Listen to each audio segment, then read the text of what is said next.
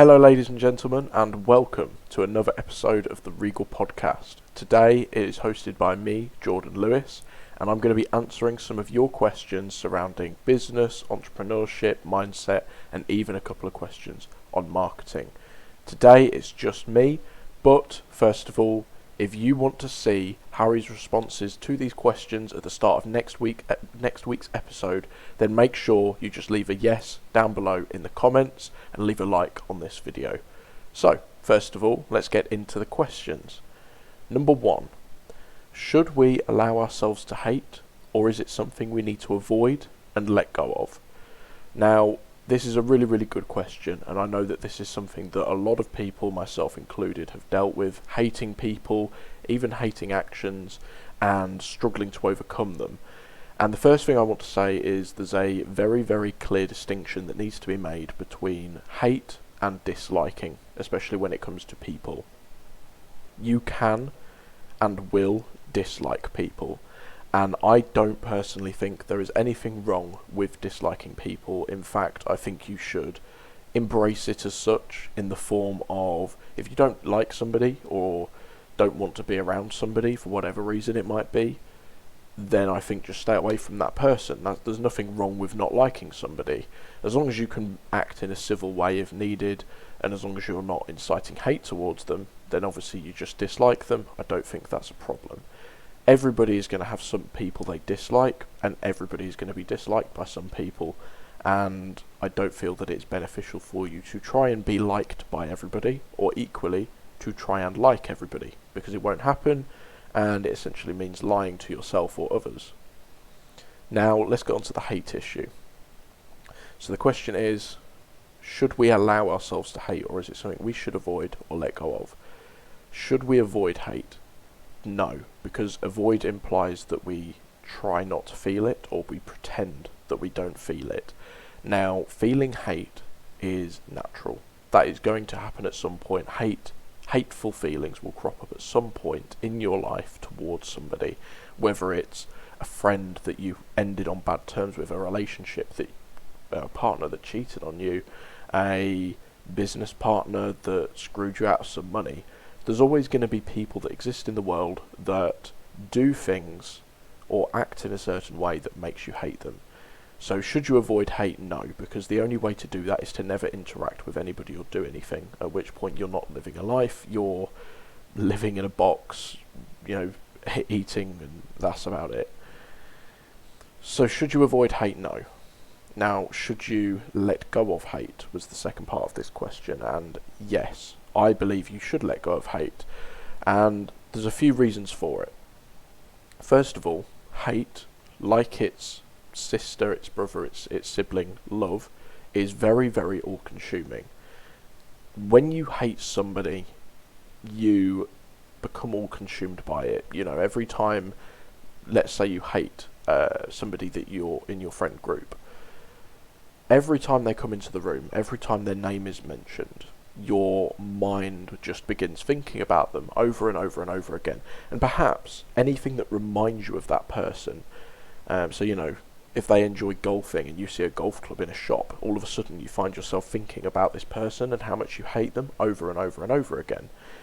And this is really negative for a few reasons. First of all, it consumes all of your thoughts, your energy, and your focus, which means that you can't spend your time focusing on the other parts of your life.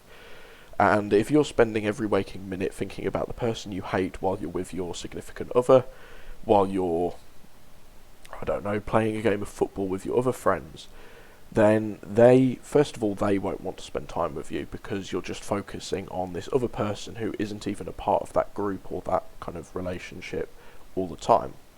Secondly, because you have that very, very negative outlook on things.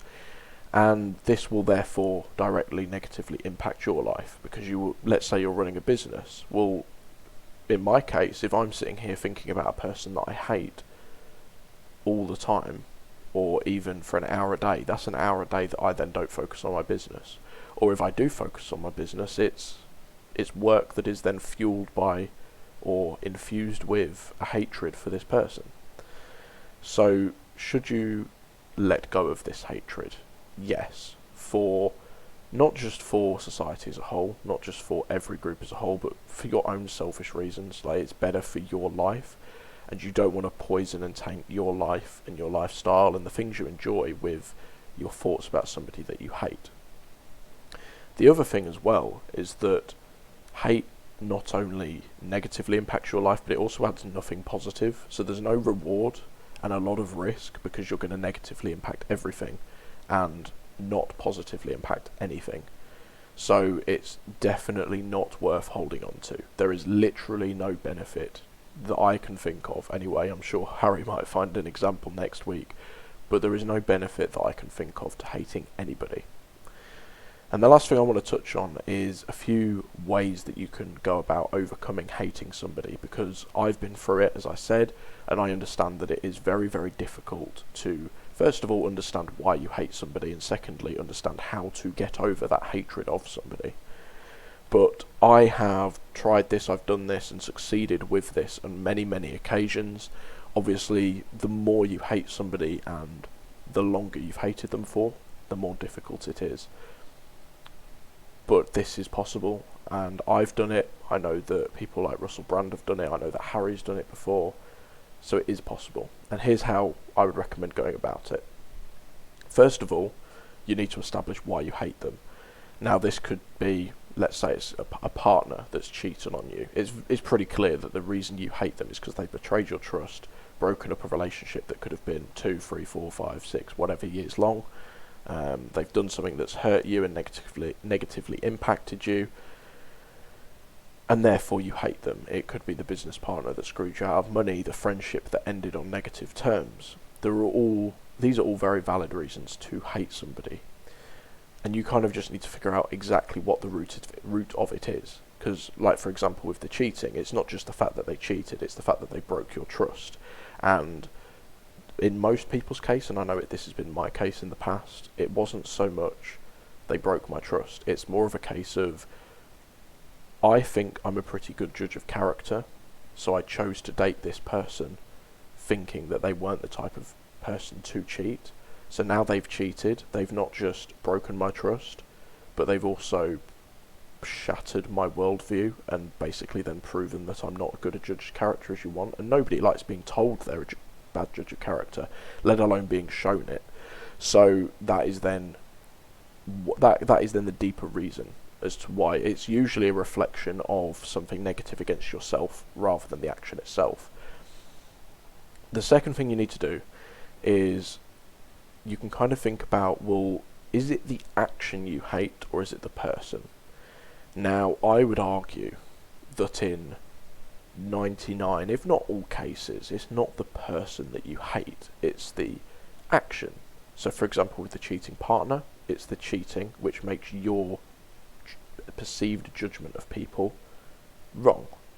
Or it's your father leaving you, and then all the negative, you attribute all of the negative consequences of that to that person, when in reality it's the action.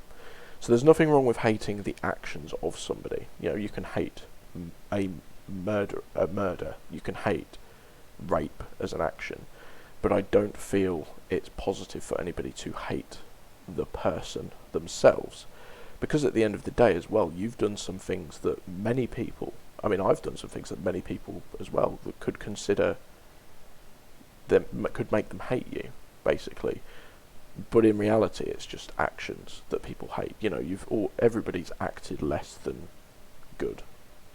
And I think that's the important thing to remember. So the key here is to just understand that you need to be able to forgive.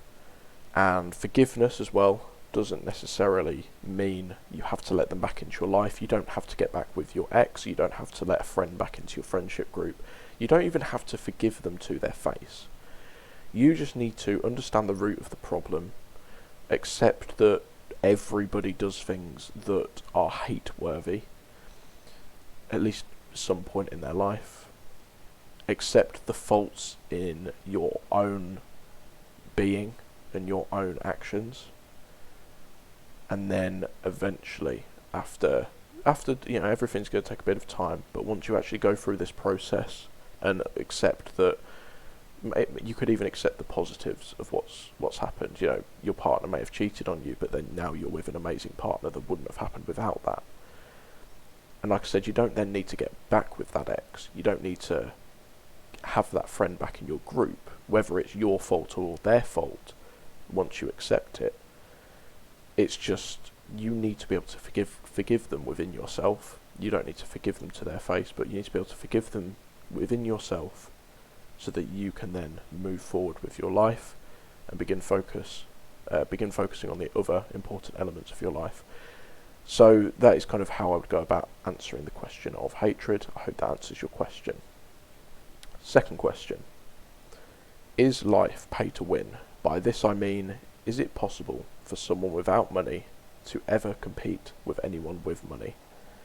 Okay, another good question, and I see a lot of people, whether they're entrepreneurs or whether they're students or just people working a 9-to-5 job, complaining about other people who were maybe born into money or just have more money when they started out in life or before they started their business venture, for whatever reason it might be. So to kind of just summarise then and answer the question, is life pay to win? No. You definitely can get further ahead very, very quickly, obviously, if you've got money, but money can't get you all of the way. You still need other things. You know, you could have an infinite supply of money, but if you don't know how to spend money and use money and even make more money, you're just going to spend it on things that don't help you get ahead in life. You know, if you're atrocious at spending money, you're potentially then just going to, I don't know, spend it on video games all day, or you're just going to buy loads of pointless stuff that doesn't actually get you any further ahead, and therefore anybody at that point can get ahead of you by just doing something that puts them a little bit further ahead in life, and they're instantly ahead of you. So does having money instantly mean that you win at life, or you're going to be ahead of certain people in life? No. A good example of this as well is the fact that most family fortunes are gone completely in 3 generations, and the reason for that is because if you are born with money, that actually puts you at a disadvantage, because you don't appreciate the value of hard work and putting in dedicated focus, consistency and effort into a given domain, and because of that you then find it very, very difficult to make money. So it's kind of just a time bomb as to when you run out of money.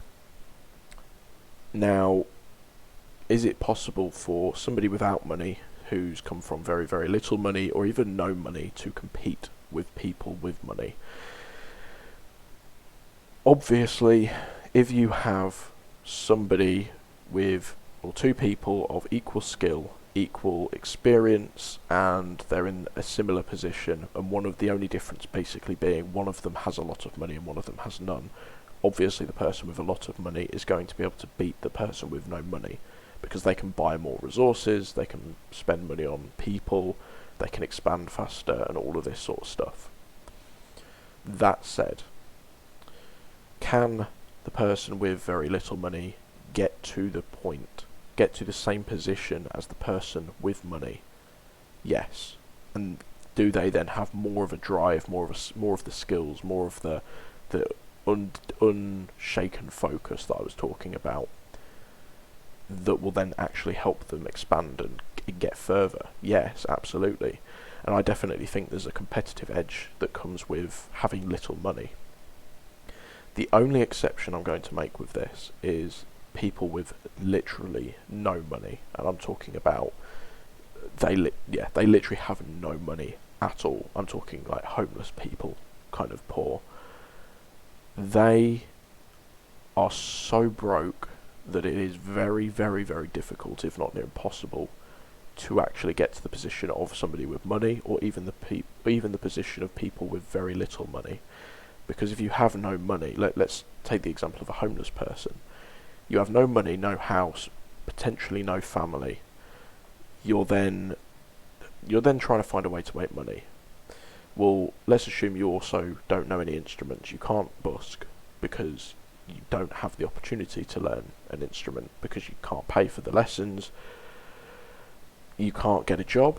whether it be a 9 to 5, whether it be starting a business because you don't have the money and the resources, and you don't even have a laptop and internet connection to be able to do that.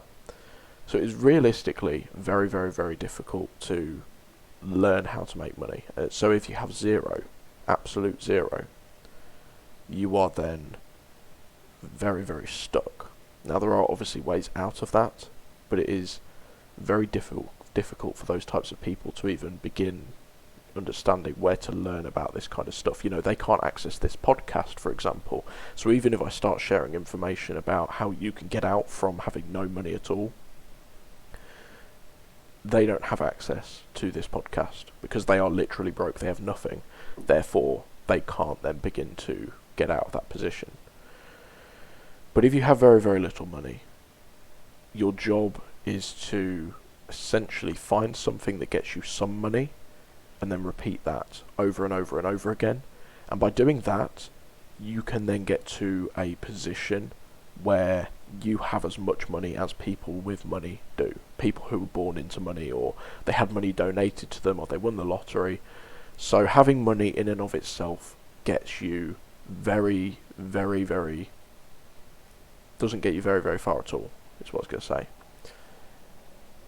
Having money in and of itself is not an opportunity, that does not let you win at life. People who win the lottery, they spend that money within 5 years and then their life goes back to how it was before. They're not better off for it. They're in the exact same position. They've just had a few years of being able to drive a nice car or live in a nicer house, and then at the end of that 5-year period they have to sell it all. So no, life is not pay to win. What do I think matters more than money? I think in terms of success and long-term success, it's all about, first of all, knowing how to make money. And this is done through experimentation, finding a mentor, learning from that mentor and getting them to tell you their secrets as such. You can do this through books, video courses, a podcast like this. There are infinite ways that you can make money. You just need to find something that works, makes you a level of money that you're happy with, and then repeat. So that is then the fundamental of how you make money. And then you just basically need to know how to spend that money, because you can make, you see it all the time in 9 to 5 jobs. Let's say somebody makes £100,000 a year. If they don't understand how to spend money to make it work for them, they're going to just waste money on things that are just going to drain their assets, drain their money.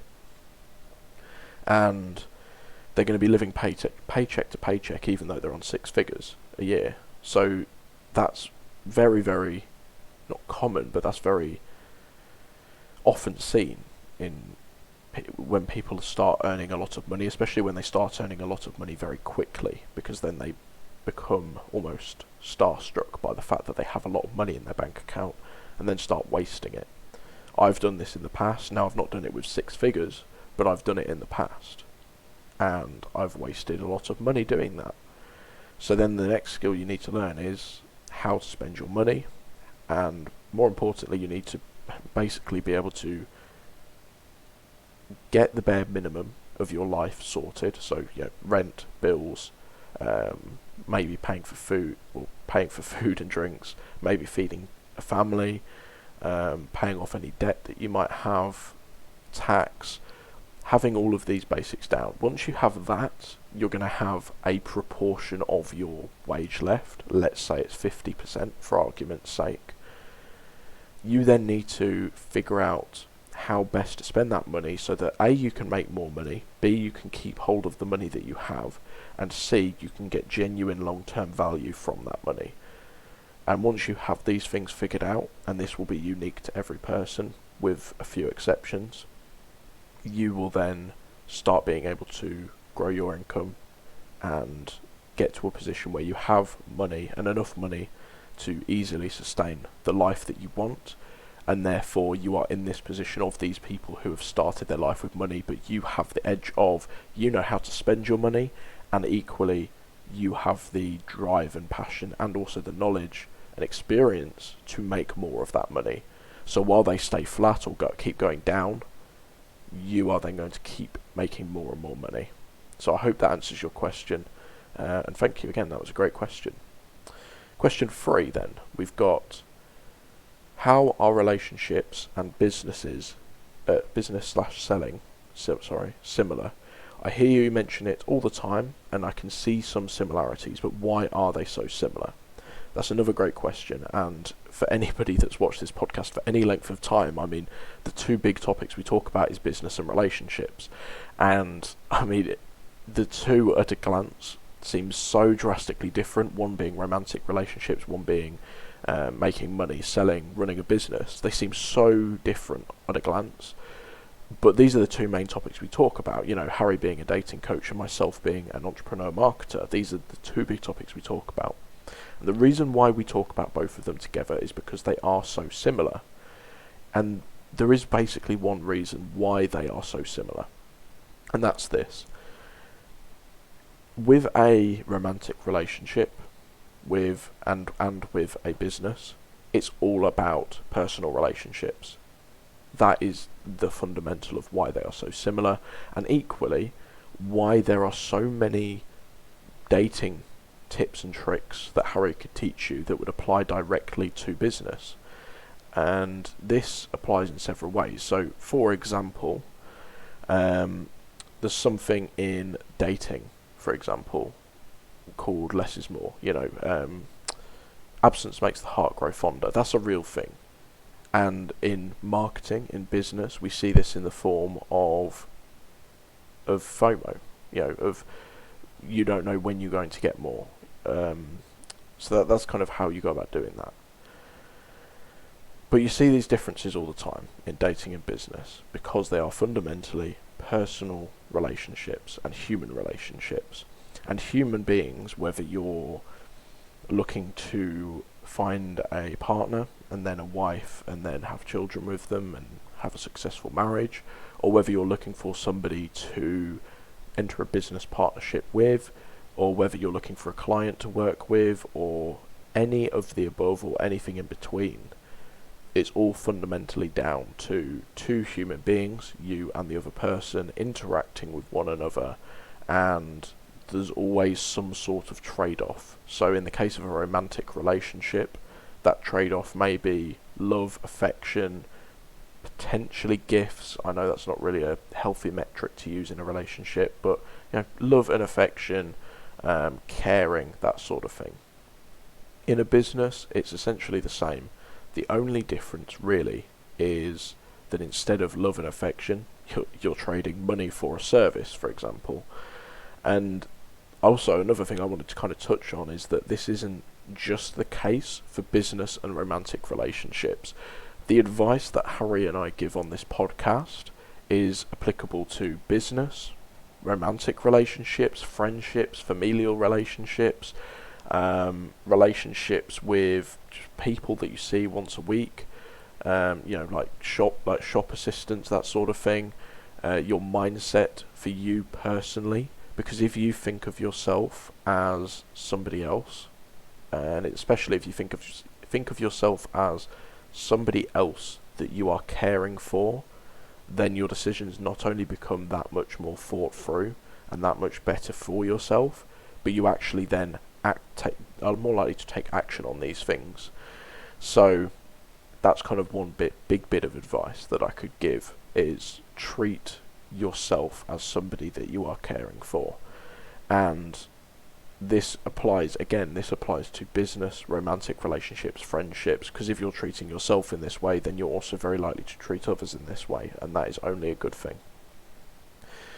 So that's the fundamental. It's all down to these interpersonal relationships and equally the psychology of how the human mind works, because like I said, you see dating tricks and tips you can use, or relationship advice is very, very applicable to businesses and getting clients. It's just dressed up in a slightly different way.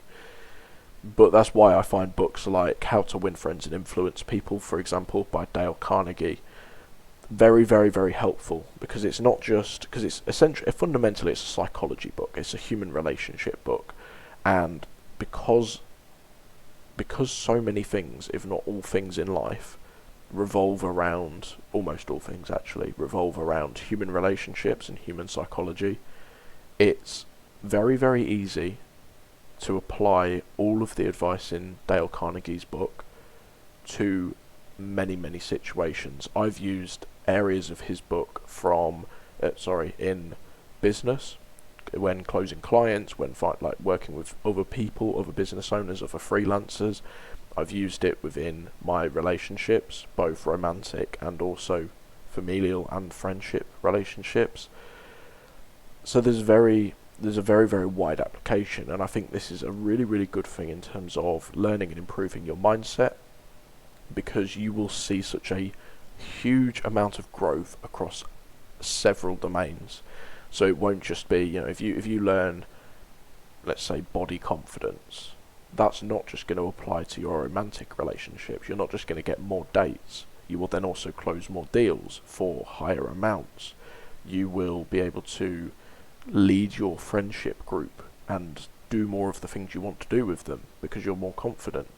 So so they apply in many, many ways, and the fundamental reason is this personal psychology, this personal relationship element.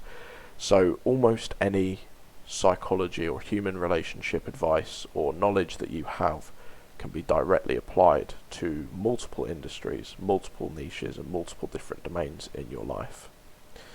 Okay, another great question. Now we will go into the questions that Harry received. First up, we have: what are the most important factors in choosing a business partner or relationship? So this actually leads on quite nicely from my last question, and obviously they are very, very similar. So for the purpose of this question, I'm going to treat romantic relationships and also business partner relationships as the same thing, and I'm just going to say relationships. But what do I personally look for as the most valuable thing? Now, this will obviously vary for different people. Some people value other things above others, but for me, the single most important thing for either a romantic relationship or a business partnership is integrity. And what I essentially mean by that is a few things. First of all, you need to be open and honest enough to share anything that is relevant. So you basically need to be open and honest with one another. I want a business partner, I want a romantic partner to be honest with me about their values, their concerns, what they, their vision, their dream, if you want to call it that. And equally, I want them to be able to be honest with me with good news, bad news, and anything in between. Now, this is important to me for a few reasons. First of all, if they're honest with me, then it means that I can act on all the information.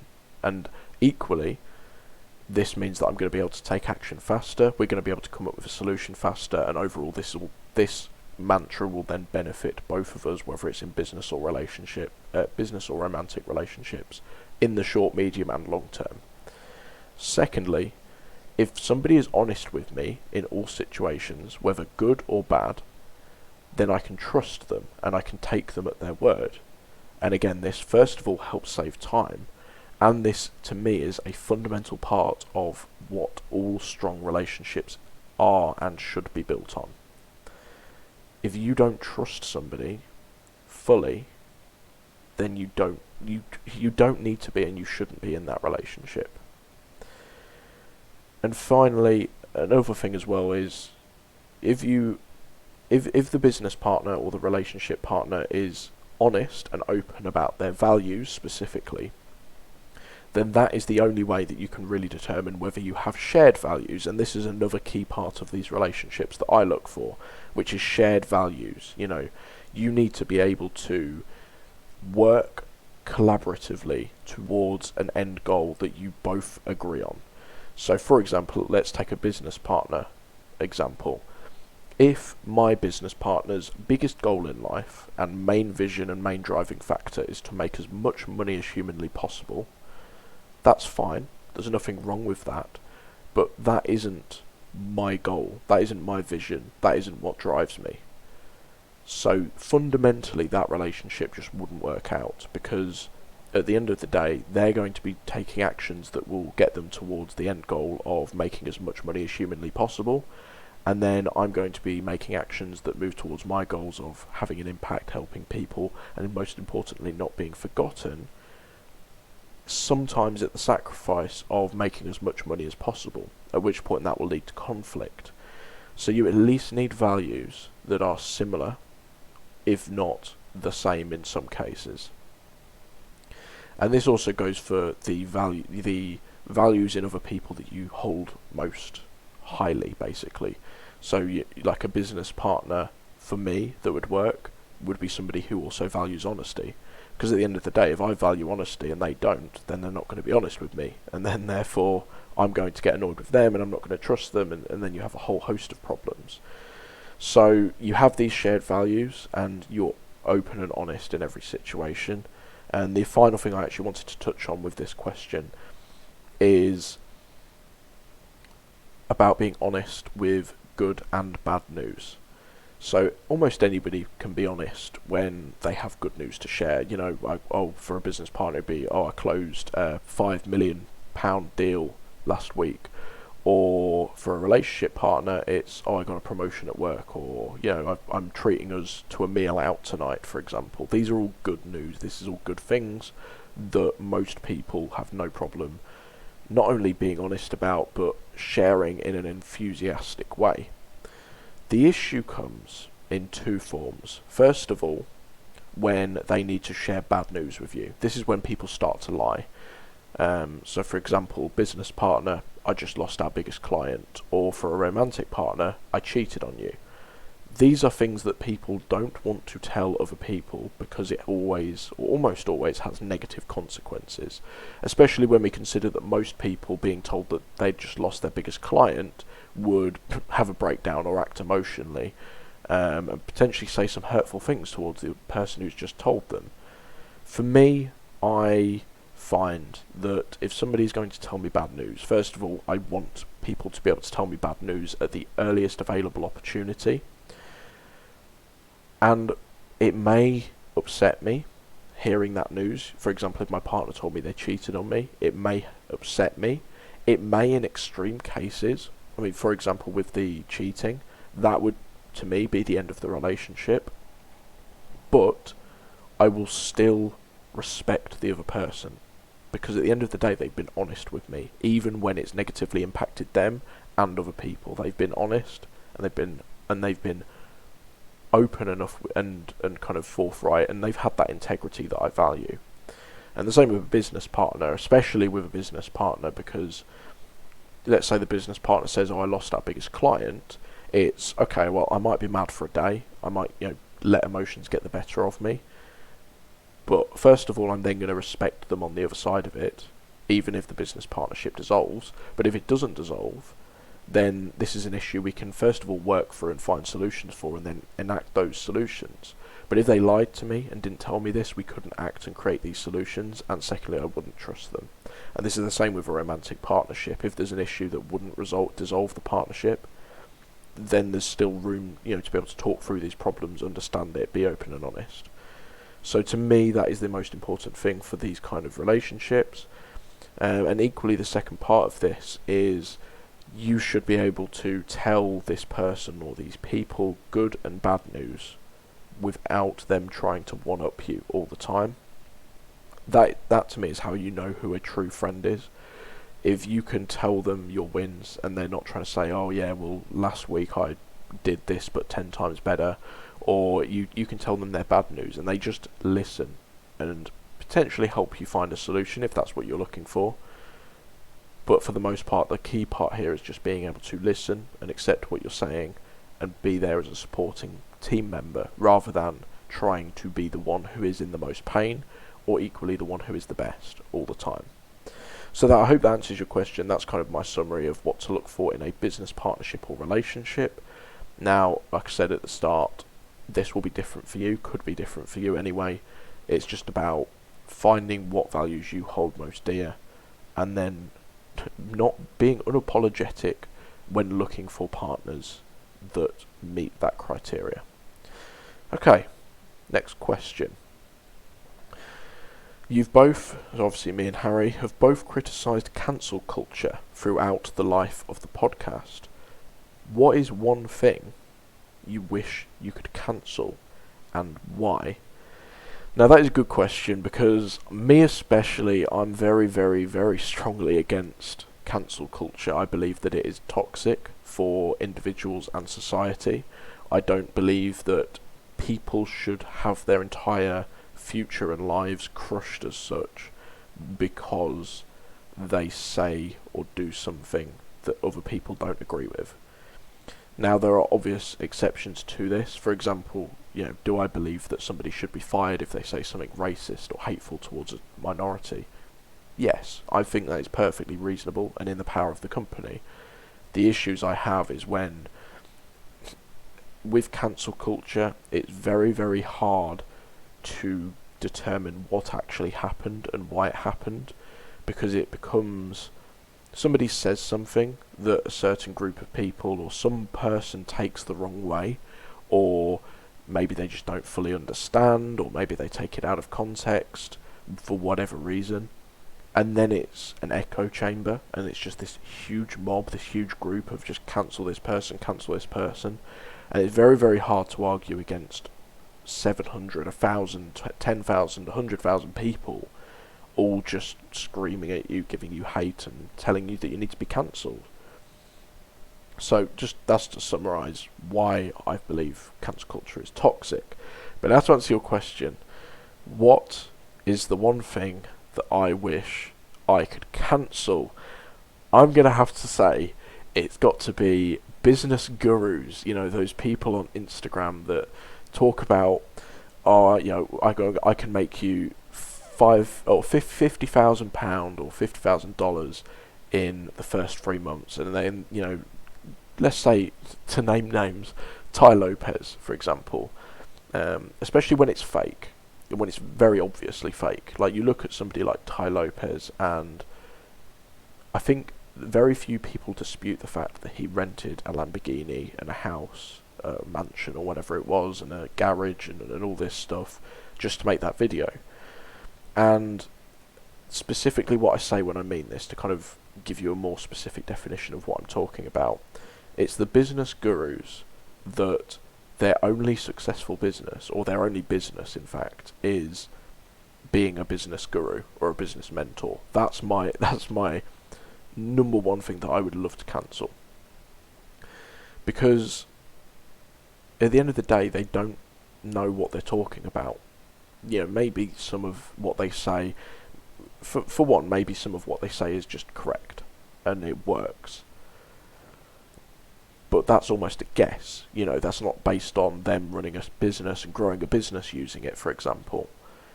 Secondly, the other thing as well, a lot of these business gurus essentially just parrot what somebody who has actually run a business has done.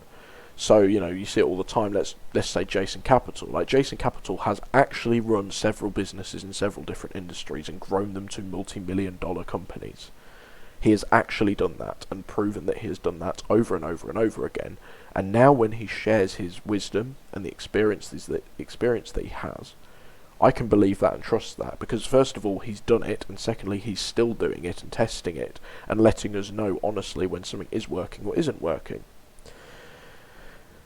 I have seen so many entrepreneurs, this is what I'm going to label them as, entrepreneurs, who become, they go into one of Jason Capital's coaching programs, and then they learn a few really good pieces of business advice, and then they think, I'm going to start my own brand like Jason Capital, and they essentially just parrot his content, and then they may have some success, but I would cancel those entrepreneurs that they have never run a business other than the business guru business that they're running at the moment.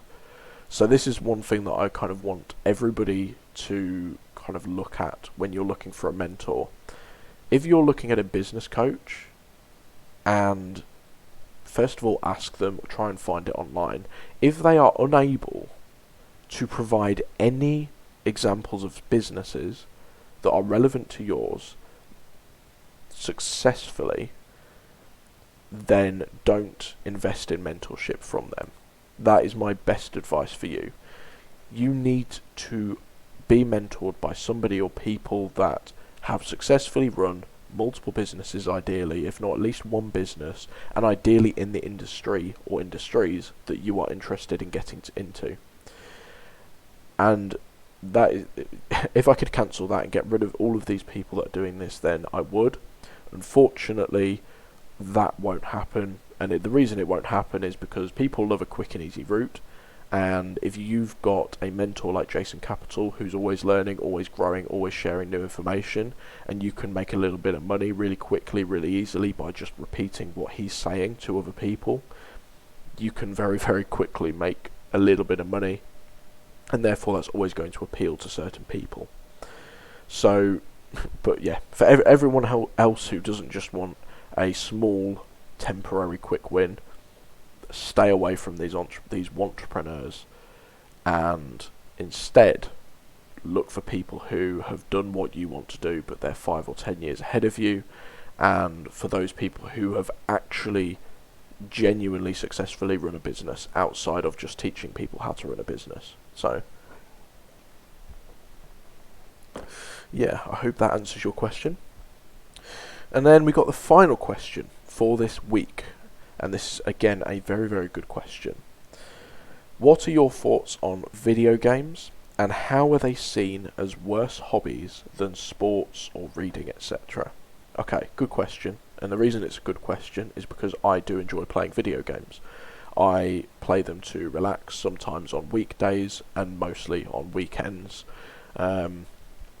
So I kind of want to, there's kind of two parts to your question. First of all, what are my thoughts on video games as a hobby? And then secondly, how are they seen as worse hobbies than sports or reading?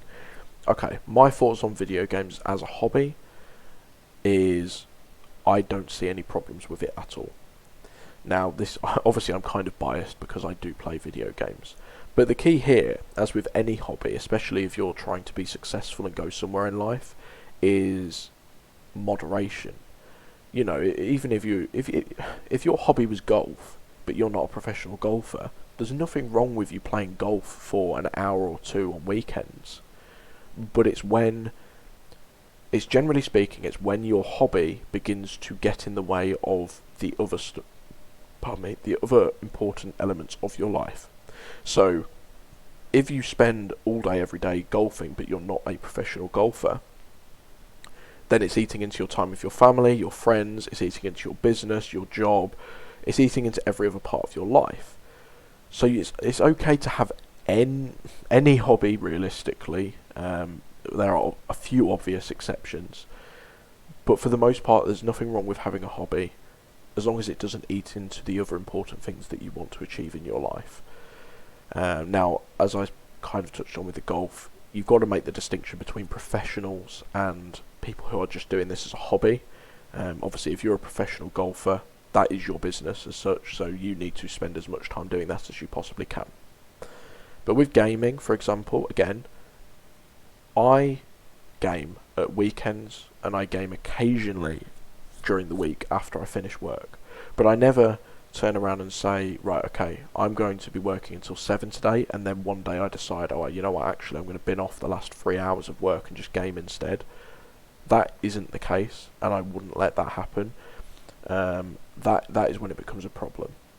As long as you can keep it to your free time, it's not a problem. And video games specifically is just the same as any other hobby as such.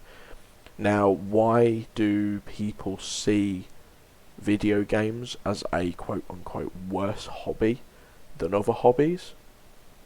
You use the example specifically of sports or reading.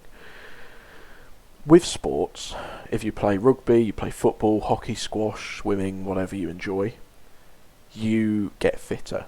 Maybe your reflexes get faster. Maybe you end the day healthier and better off in the real world than you did when you started. So that is a better hobby. With reading, you spend your time reading a book that is, at the very least, let's say it's a fiction book, it's at least going to get your creative juices flowing, and it's going to potentially make you think more creatively. With a non-fiction book, if you enjoy reading non-fiction in your spare time, like business books, for example, like Harry's Mindset of Kings book, for example. I'll do the plug while he isn't here. I think at that point, you're then obviously getting a lot more business skills, mindset skills. Oh, we've died. We're getting a lot more business skills, mindset skills, and that sort of thing. So you are directly learning a lot of skills, and you are directly improving a lot while you are practicing this hobby. Even if let's use another hobby, painting minifigures, for example, you can at least say that you are getting better at painting and getting better at focusing for long periods of time. Now, I suppose you could also argue that with video games. I think the big issue why people think video games are much, much worse than other hobbies is, first of all, basically because of the media. Because the media chooses to paint video games in a bad light, whether it's they're making kids violent or whether it's they're addictive and they're trying to, I don't know, stop you from achieving your goals and all this sort of thing, which just, there may be some scientific standing to some of these claims, but for the most part they're not true. It's just media fear-mongering. And another thing is that almost all of the achievements in almost all video games are completely within the virtual realm in which you play the game. If you play football or rugby or boxing or whatever, as I said before, you genuinely in real life get better reflexes, get fitter for the sport, for whatever else you might be doing. In a video game, you could argue that maybe your reflexes or reaction times get slightly faster, but if you, let's say you're playing FIFA, if you play FIFA for 20 hours, you're not going to be any physically fitter because you've not actually ran anywhere. So almost all of your achievement is purely within that game. And it's within the virtual world, in the virtual world of the game as well, because obviously your achievement in terms of goal scoring in football, for example, is purely within the game, but those effects do have long-lasting effects and actually can improve your health. So I think it's purely because the improvement happens within the game, not in real life. You can't get fitter sitting playing games all day. You can't necessarily learn anything meaningful. There are games that teach you, but if we're talking like mainstream games like FIFA, for example, that's not going to make you better at football. Like, you might understand the rules better, but that's like 2% of actually being a good football player, if that. So I think that's why people see gaming as a lower hobby than other hobbies. But I don't think that's the case. I think it's just a case of do what you genuinely enjoy. You don't have to spend every second of every day doing something that's going to drastically improve you. It's okay to have time to just escape, relax, chill, as long as it is in your downtime. It's the weekends, if you take weekends off, or it's after you finish work in the evening. As long as you retain it to that, it's fine. Like, obviously, ideal world, everybody would always be working out or working or reading and learning and whatever. But that isn't how it works, and if you do that all the time, most people will crash, unless the reading element, the sports, is how you unwind. So it's a case of just ignore other people. Just do what you need to do to unwind at the end of the evening, within reason, anyway. Because ultimately that is how you are going to feel more fulfilled, you're going to feel more relaxed at the end of a day, or even at the end of a week, month, or even a year, and therefore your time when you are working is going to be that much more productive. So that's my kind of thoughts on it. And like I said, I enjoy all three of those. I enjoy reading, video games, and sports. So it's kind of, yeah, and just because you enjoy video games doesn't mean by default you can't enjoy rugby or football or squash or whatever. So just try hobbies out, see what you enjoy. If you do happen to get health benefits from them, or you happen to I don't know, let's say, you happen to get health benefits or you happen to get a bit smarter and learn something at the same time, fantastic. If it's a hobby like video games where you get very little, or even for me, I love smoking a cigar once every other week, that, if anything, negatively impacts my health and my bank account. But that is something I do that first of all helps me wind down, and also it gives me a bit of clear headspace so that when I go into the next week I actually feel more switched on. That's just how it is, whether it's placebo or whether it's actually real. It just works for me. So if it happens to be something like that, like that's just how it is. Just do it. Just don't do it so much that it eats into your life. And yeah, hopefully ideally at least one of your hobbies is benefiting you still, but if it doesn't, don't stress it. So no problem at all with playing video games, and I don't think you should avoid playing them, especially if you do enjoy playing them, unless you let them eat into your life, and you kind of can't stop yourself. Then it may be worth having a detox period as such to kind of reset yourself so that you can then start easing back into it, so that it doesn't then eat into your work life again. So yeah, another great question, and I hope that I've been able to answer all of your questions today.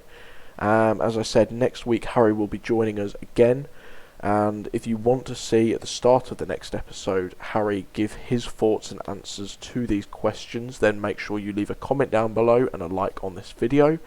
And thank you guys so much for watching, and I will see you all next week for another episode.